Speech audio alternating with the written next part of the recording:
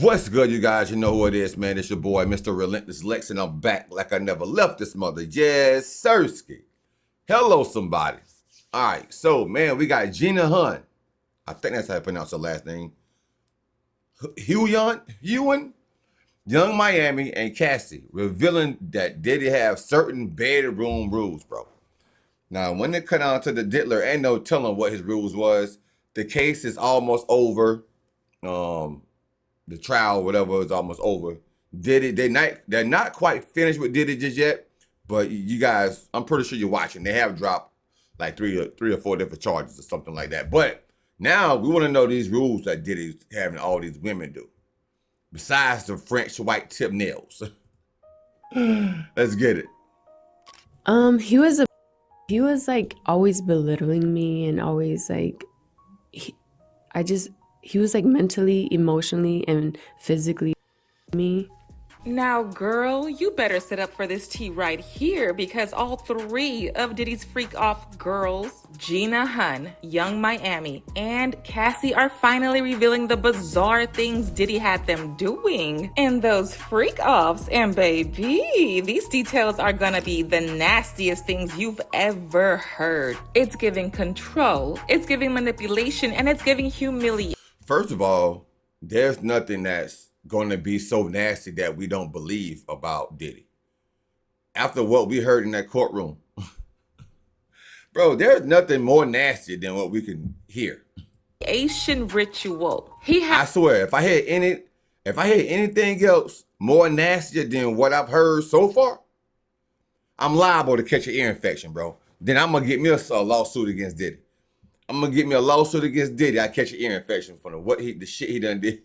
Had them getting tossed around in bed by other men. Had them shoving the craziest size toys in their poom poom and drenching them in urine. According to Gina, Diddy made her terminate multiple pregnancies, and when he was done using her, he dumped her and went in for Young Miami. Apparently, Miami pretty much became the head freak-off queen, and she was in charge of keeping the other girls in order and supplying him with hard substances every time he needed it. But unlike Gina and Miami, Cassie was the only real victim of Diddy. Both Gina and Miami were full-grown women at the time they got with him, and they accepted to be treated this way because of the money he was paying them. We already knew Diddy did Cassie dirty, but when she got on that stand, she revealed even more disturbing details that we didn't know before. One of the You know what? I wonder how much money did he give Cassie?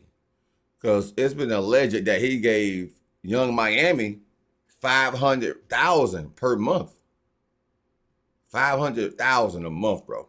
The freak off with Diddy and Cassie, Daniel Phillips, revealed that Diddy made him urinate in Cassie's mouth till she choked. When he was asked about his first encounter with Cassie and Diddy, he said, and I quote, "Cassie was in the hotel room in a red wig, stockings, and sunglasses. She gave me a few $100s. There were red couches, Astroglide, and lubricant. There was a man on the right side of the room. The man had on a white robe and a bandana over his face, below his eyes, and a baseball cap. From his voice, I recognize him as Sean Combs. They use baby oil every time. Sean Combs said we didn't have enough baby oil on. He'd say, y'all slow down, separate from each other. One time he tried to have us role play, like we had just met at an airport. We weren't good, so we skipped that." So this guy Diddy, bro, he was really into the role play thing, bro. Really, really into the role play. Now, the other guy named the Punisher, the sex worker, he said that Diddy did the same thing to him. He said that, but that time he was on a balcony with Cassie, and he said Diddy wanted them to act like they had just met at the bro, y'all give me a second. That was funny. He said, Diddy said, "Hey, listen, I want y'all to act like y'all just met at the airport." Yo, Diddy is a freak, bro. Out of all places, why the airport though, Diddy? It could have been like a kids football game or something like that. Something different. Diddy say the airport.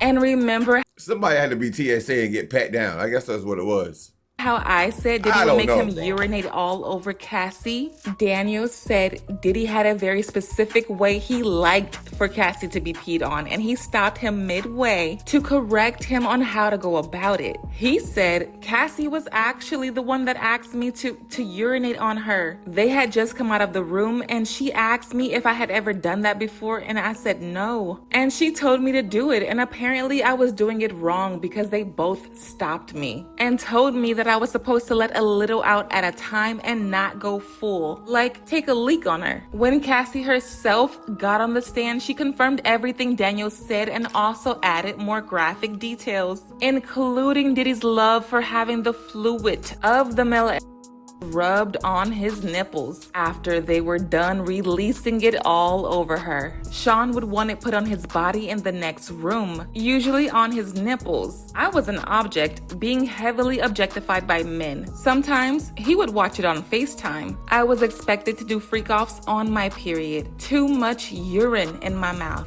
I didn't want anyone to urinate on me. It was disgusting. It was too much. I choked. No one could think I wanted it. Can you imagine, bro? Not only that it's urine, that's nasty enough, though. These are strangers, bro. They are people that they flying in or trafficking in. They are strangers, bro. You don't know what that person have gotten in the past freak off, if they ever had a freak off besides. He's a sex worker. You could be drinking the STDs. Oh my God.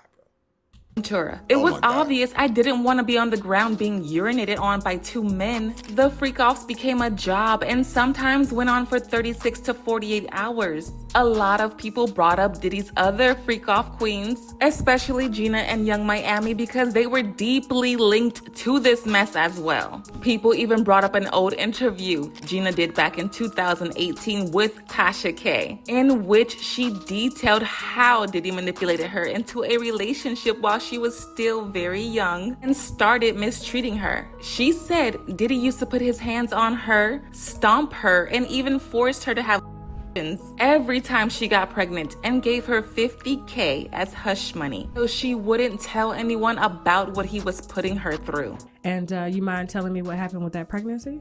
I told him, and he was like, you're gonna get it right. And then I was like, I don't know.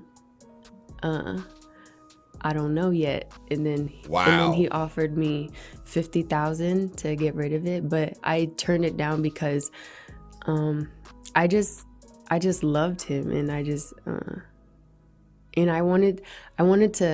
was like trying to prove that I wasn't the girl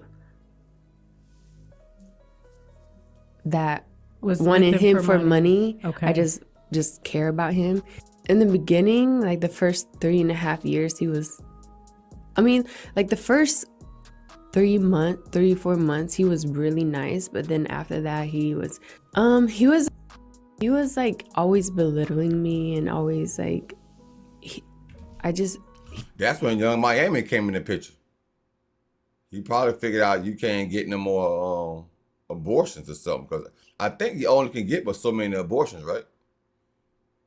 Well, Young Miami probably came in. Young Miami came in and knocked you out the box, Gina. I'm sorry. She came in and knocked you right out the box. He was like mentally, emotionally, and physically me. He took one of my heels and tried to throw it at me, and then he like mushed my face and like really hard and made my nose bleed. Initially, Gina was putting up with all the mistreatment, but once Diddy popped out with Young Miami, Gina got pressed. Things quickly got messy, but her beef with Young Miami reached its peak when news broke that Diddy was going to be having another child with cybersecurity analyst Dana Tran. Gina posted a shady video of herself and captioned it, "When she beefing with you over a guy, but the whole time he got somebody else pregnant." After Miami saw this, she went off on Gina and made fun of her for allowing Diddy to manipulate her back into a relationship even after he put his hands on her. Miami went as far as bringing up her interview with Tasha K and even making fun of the Diddy forced Gina to have. She said, "Gina, you been down bad ever since I came into the picture. You been crying for a baby for 10 years. Been around as a bee that eat P and D when he feel like it. You a eater. You the same bee that was crying on Tasha K cause you wanted a baby. Poor Sushi. You want a baby bee? I have career. You a certified freak. You haven't heard from Diddy since the awards, reminiscing on a let that hurt go, Chun-Li." But it gets worse, y'all, because the streets are saying that Miami... Man, Young Miami can call her Chun-Li all she want to. She look better than Young Miami to me. Gina, to me, I'm just saying, Gina look better than Young Miami. He knew everything about what Gina was going through at the hands of Diddy. Miami actually slipped up and confirmed all this during her back and forth with Gina. There was a tweet where she basically implied that she could make Gina eat her out whether Gina liked it or not, simply by asking Diddy to give the order. She said, "If I wanted you to eat my Diddy would have you on your knees. You a eater." People already knew that Miami wasn't a victim like the other girls and that she was a willing participant, but they still didn't expect her to explicitly snitch on herself like this. But then again, people weren't surprised because not too long before this, Miami revealed during an interview with Trina that she received golden showers and she loved them. You know, the same golden showers Cassie was talking about when she said Diddy was making those pee on her till she choked. I can't say it. You got to. It say take a shower. If you like golden showers, I do. Golden showers, meaning when the guy pees on you, pee on you everywhere. You like it? I just like it. You do? Freak. Freak of the week, huh? So you say take a shot. You say take a shot? Oh, we need a shot. I take a shot. You like golden showers? I do. But like peeing on you? I don't know. It's just, I don't know. It's just do something. I'm going to be honest. Hold on, one more thing. I need something a little. That's what she say. She lack what she been getting it done to her. I've never had a golden shower. I did. Did you? I've never had a golden shower. Like, I've given one.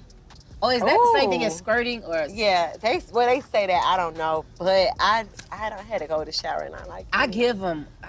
As usual, people had their own thoughts, like this person who said, "Young Miami claims that she and Diddy were in love, just like all of his victims. She got played like everyone else, but probably just put up a better facade because of the need to keep up her image." Another person said, "Justice for Cassie. It rises and falls on her testimony. She was a teenager. He was a middle-aged man. He targeted and love-bombed her. He coercively controlled her. Absolutely horrific and horrendous abuse. But now I want to know your thoughts. What do you think about Diddy making all these women do these crazy things? And do y'all think they stayed with him out of fear or they allowed him to do that to them just for money? Let me know. All right, so man, that don't take a rocket scientist to figure out. It was for the money. Y'all know it was wrong from what Diddy was doing, I guess. It was freaky. But some of it been wrong. You know, the abuse was wrong. But at the same token, them ladies, they stayed in that because of the money, man. You see, man, Young Miami was getting $500,000 a month. Then he cut half of that, and then went to $250 every month. Bro, just imagine what. I don't know if Cassie was. How much was Cassie getting? And they was in a full-blown relationship. Young Miami was just his little puppet, his little worker. So if Cassie was his old lady, man, ain't no telling what she was getting. And she been there for a long time. She had a 6-album deal with Diddy, and she never did but one album. So he probably been paying her for albums that she never did. By doing the freak offs. Man, that's crazy.